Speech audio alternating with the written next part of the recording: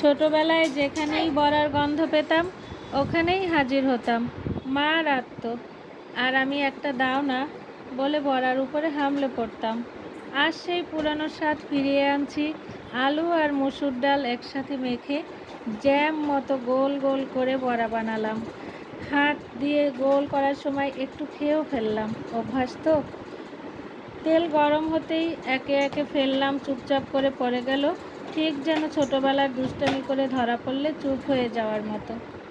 এরপর এলো গ্রেভি।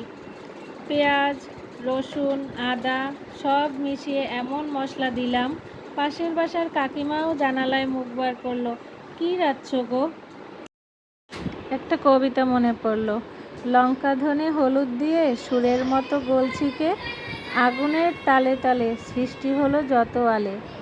বড়াগুলো দিলাম সেই গ্রেভিতে, মাখন গলে মিশে গেল প্রেমের মতো। মা বলতো, ভালোবাসা না থাকলে রান্নায় টেস্ট আসে না। আজকে সেই ভালোবাসা ঢেলে দিলাম। রান্না শেষ, এখন তোমার পালা। এবার তুমি তোমার মাকে জিজ্ঞেস করো, মা আর একটু দেবো?